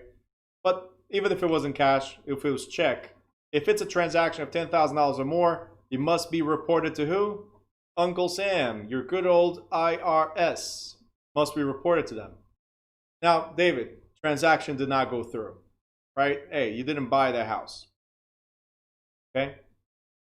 Are you supposed to get your money back, or does the broker keep that money? Like, it's my money and I want it now, right? Little JG Wentworth for you guys. So it's my money and I want it now. So David's gonna say, hey, Bianca, like, I appreciate all your effort into this.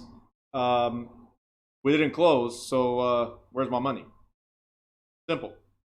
Now, David gave cash to Bianca, so it's obvious that the broker must release cash to David, right? Isn't that obvious? Right. Of course not. It has to be very good. It has to be check. Made payable to David, never to cash. Okay? It has to be payable to that specific person, never to cash. And David goes like, what are you talking about? I gave you $10,000 cash and that was my under the mattress money. In fact, that was my pillow money. Right? What are you telling the IRS? No, it's cash. Sorry, David. Unfortunately, the rules are money coming into the account, no problem, could be cash. Money coming out of the account, because we might be audited, it needs to specify who did that money go to. Very, very important. Okay? So, sucks for David because it's $10,000 under the mattress or the fluffy pillow. Those $10,000 are now reported to the IRS. Okay? Records management. State of New Jersey says if it's permanent records, whether it's from a transaction, so listing, rental, purchase, if it's the escrow account information, if it's a permanent record, it must be kept for at least 6 years. Very, very important. 6 years.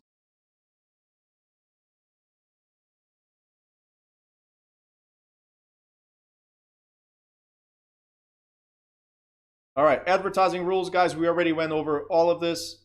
Advertising rules, very simple. You can never advertise yourself as yourself if you are represented or sponsored by a broker. So you have to include the business name, the broker, the brokerage, depending on the type of advertisement, or the corporation, just as it is on your license. Okay, everything, all this, larger type and all that stuff. Municipality. So right here, this is another guaranteed question. If they tell you that the property is located in the vicinity of, right, and there's nothing else, that is illegal. So let's think about this.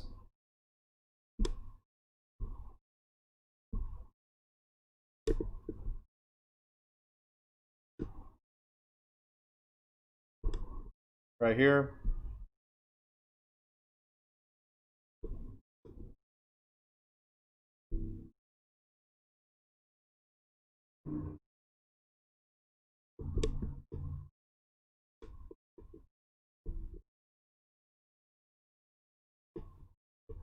right, and Irvington.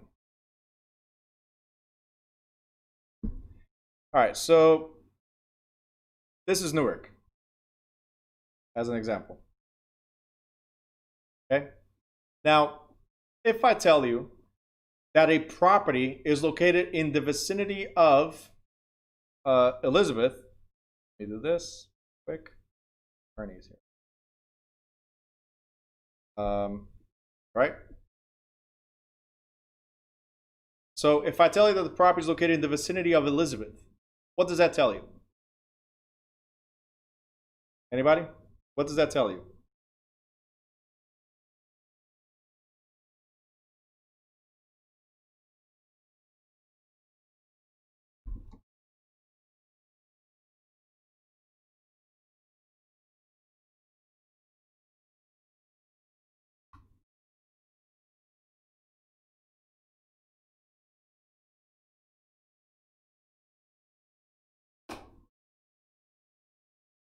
Anywhere in Elizabeth, or actually around Elizabeth. So if I tell you the vicinity of Elizabeth, that means that the property could be here, could be here, right? Could be even on the other side, vicinity of, right? But if I tell you that the property is located in Newark, in the vicinity of Elizabeth, then I'm telling you that the property is somewhere around here, right? Close to Elizabeth. It's in Newark, but now you know that this property is what it is, close to Elizabeth, vicinity of. So I can never state, hey, the property is in the vicinity of whatever town. Never. I have to always include the municipal location. And this is the municipal location. It must be included always. All right? So if I told you that, for instance, in the vicinity of Newark, then again, it could be any of these towns. The property could be located in any of these towns. But if I say it's located in Belleville, in the vicinity of Newark, now I'm telling you that the property is somewhere here. Right? It's not the other side of Belleville. It's the closest side to Newark. So it gives you a better idea of where it is located. So again,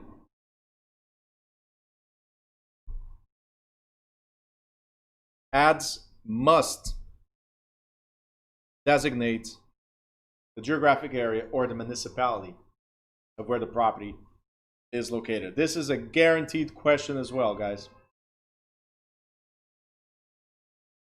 No, you don't have to market adjacent neighborhoods. If you are marketing adjacent neighborhoods, you also have to say where it's actually located. So I can tell you the property is in Newark, point blank. But me telling you it's in the vicinity of somewhere, and not telling you, hey, it's in Newark, right? That's illegal. Because again, it could be any of these, right? There's a range of municipalities around Newark. They embrace Newark. You understand? So that's what it is. I need to tell you that the property is in Newark, in the vicinity of, right? If that's what I'm going to use, if I'm going to pull the vicinity of cards, then I must also state the location. Okay? Ads that indicate amounts of payments. Amounts of payments or the availability of financing must also include the words. Simple, right? That's it. Sorry, what? I just read to you what was in really tiny letters. You never heard that on the radio? Right? If it's on TV and they're advertising on TV, they say, hey, buy this car for only $199. And then in really tiny letters, the disclosures are there. If you cannot read it, that's your problem, right? On the radio, they just read very fast, right? It's like those pill commercials that they read very fast that you might die from them, but hey, very slowly they told you they're going to help you, right? Isn't that what it is? Right? Tell me I'm wrong. They always say, oh, you're in depression. Yeah, sucks for you, but this pill could help you though. Like you can get out of depression. And then right at the end, very fast. There's complications with this. You could die from this. You can die from that. You could help you, right? But you'll die happy, right? That was the key thing about the depression commercial. Qualifications are the same thing. Very slowly they say you are approved, or you're qualified, or buy for only this, or buy for only that. All right. Items that are free must be 100% free and not contingent upon the consumer entering this into a sale. So, for instance, if I host an open house, it's open house. It already says, come on in. It's not come on in if you decide to buy. That's the first thing. The other thing is usually we offer free beverages as an example. Like we have coffee, we have water, we might have other stuff there, even food sometimes. Let's say we have that. People walk in, right? People walk in and they see the coffee, they see the donuts, and they go touch it. They go like, no. Sign in here, please. Once you sign in, then you can have your coffee or the donuts. No, it's an open house. It was free. That was the advertisement. Free beverages, not free beverages if you do this or if you do that. So no. An item must be 100% free, not contingent upon certain action. Okay? Also, we must not advertise free appraisals because there are no free appraisals. All right? There are free valuations or CMAs, as we call it. We can offer those for free. Appraisals are conducted by somebody certified to do them. Ads in New Jersey cannot state a specific commission rate unless, so we cannot say, hey, only 5% or only 4%, unless we state that in New Jersey commissions are negotiable. So it has to state that.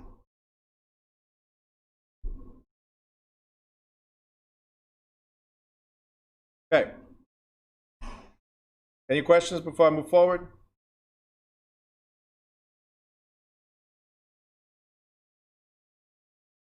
Questions?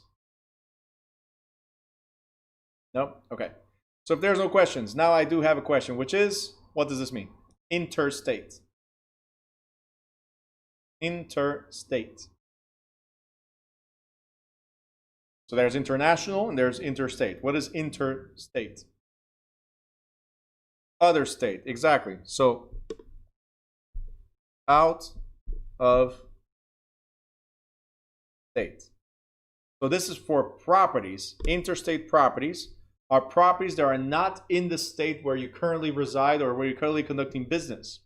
But somebody's offering the out-of-state property, let's say Poconos or something down in Tampa, Florida, whatever. They're advertising to New Jersey residents. New Jersey has a rule about this. Almost all the states have some similar rule. New Jersey has a rule about this. New Jersey says if you're advertising out-of-state properties, then you must comply with the New Jersey Real Estate Sales Full Disclosure Act. Properties involved include subdivided land, condominiums, common interest ownership properties, properties with homeowner association that are sold through a common advertising plan in New Jersey. Now, if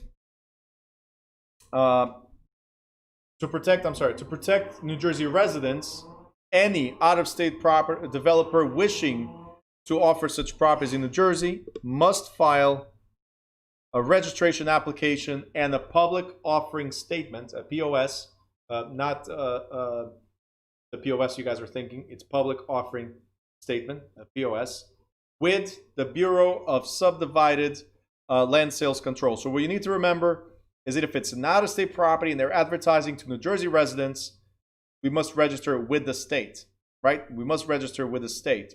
And we must also provide a protection where the potential buyer, New Jersey resident buyer, has the option to buy that property, but within 7 days, they can cancel the contract. Beyond 7 days, that's it. It's on you. But within the 7 days, you can cancel the contract. State of New Jersey, we usually say 3 business days for a contract. Out-of-state properties, they have to provide you with at least 7 days to rescind or cancel the contract. Okay.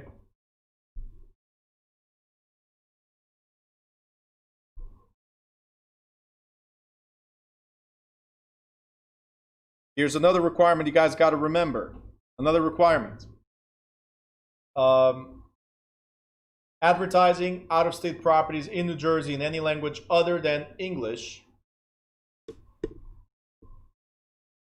Any language other than English requires that all related forms and documents to be provided to the prospective buyer in the same language as used in the advertisement. And this is key.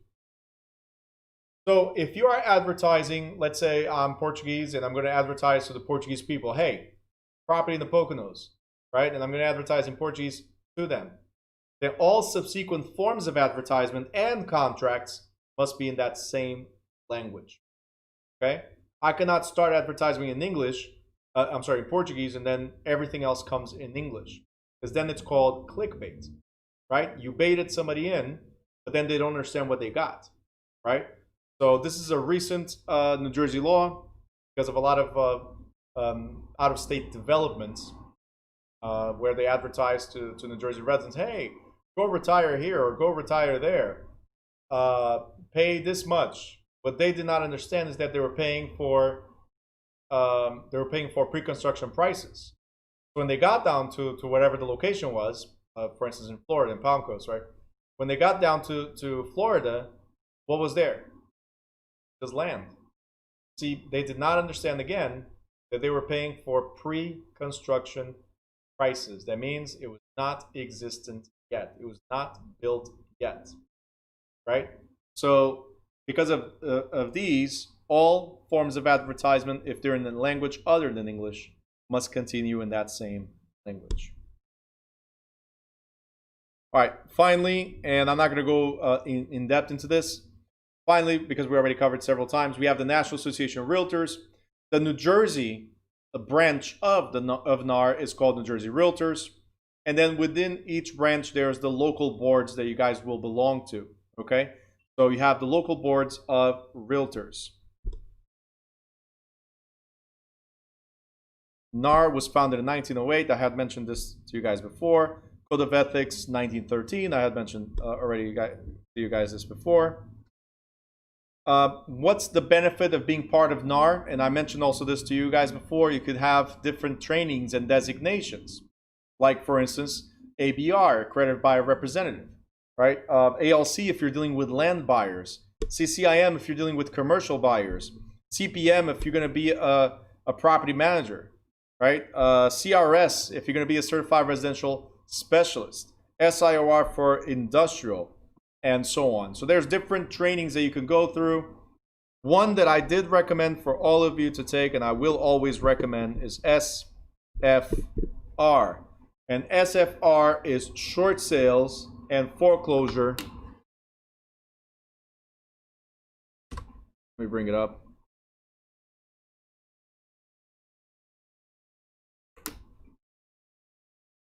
You guys see?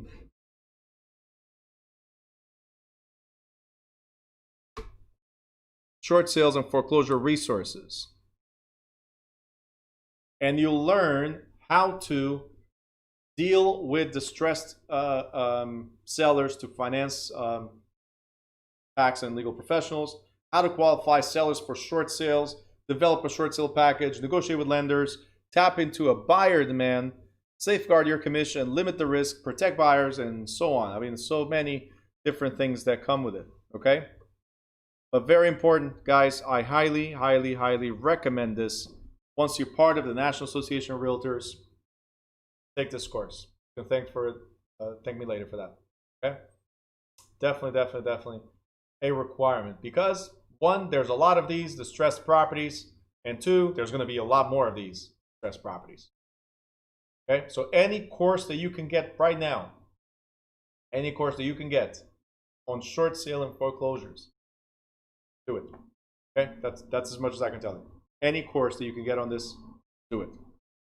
Try to go for those that are certified by National Association of Realtors or a recognizable entity because you'll gain contacts with banks, right? And that's where you want to be at. You want to be direct with lenders, okay?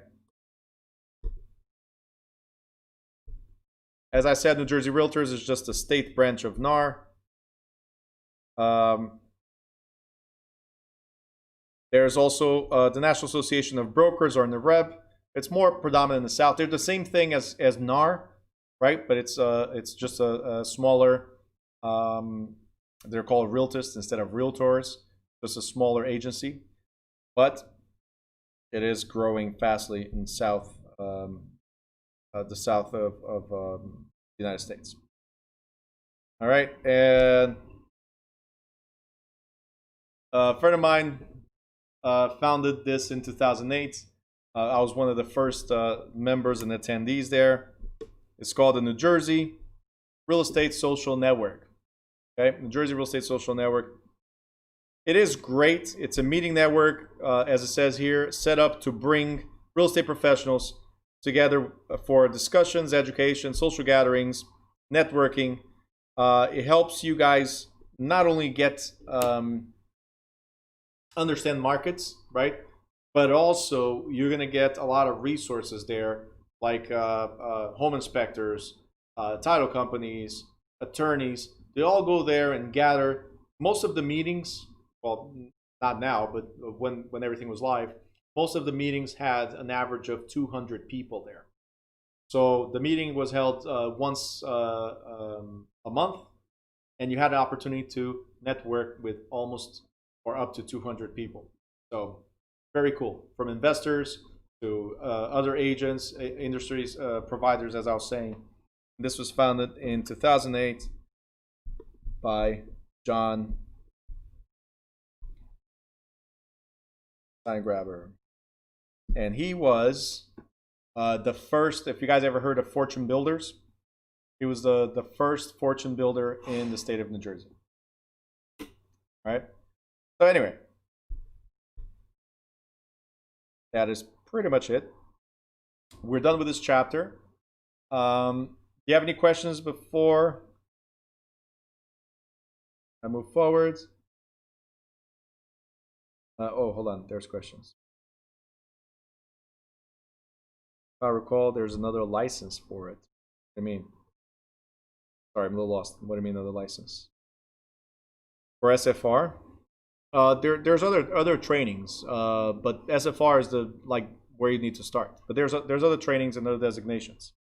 I used to talk about CDPE, which I'm CDPE certified, but they don't have it open to the public anymore. But there's others that you can do within National Association of Realtors. Let's start with SFR. That's it.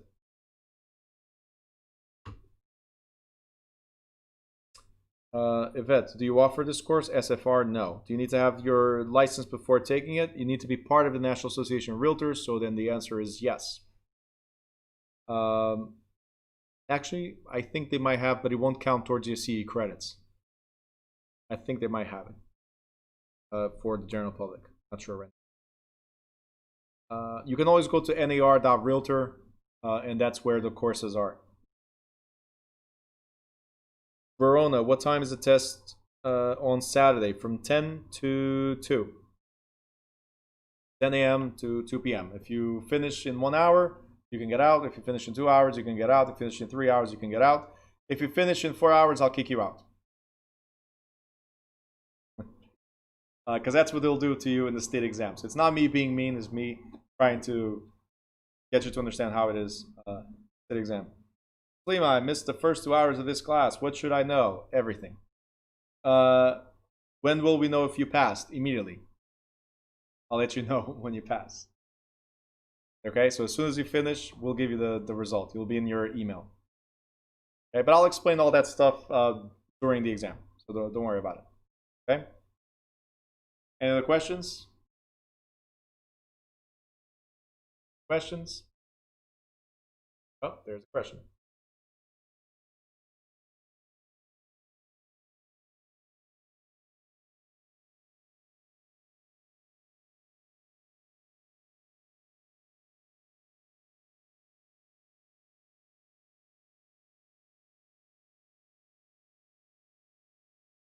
What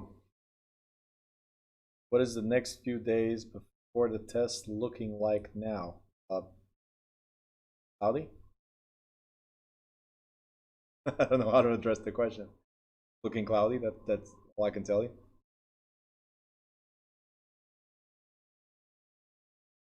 But not, it is this coming Saturday.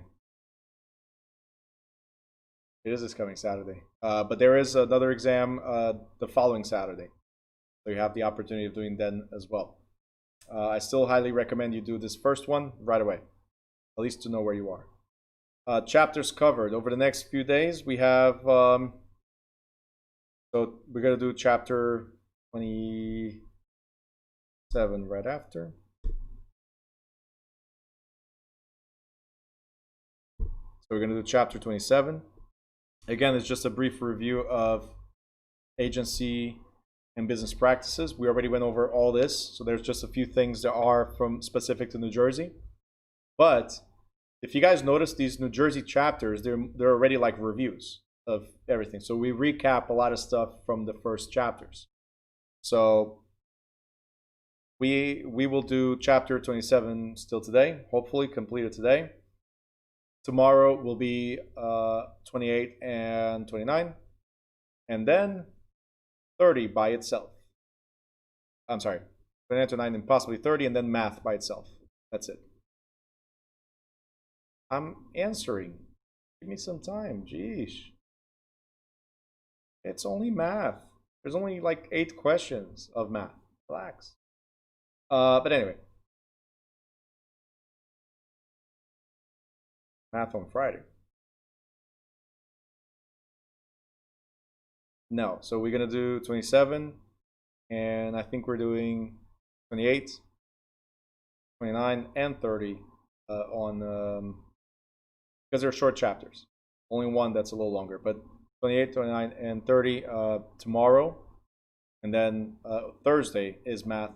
I'll give you a day break Friday, so you guys can enjoy Friday off to review, of course.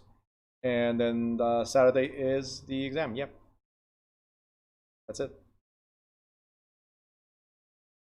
All right. So let me give you guys some time to think about that. It's now 7:52. Let's get back at 8:05. Okay, so I give you guys few minutes. Okay, so we'll be right back. Let's see how y'all think about it. We'll see. All right, guys, be right back.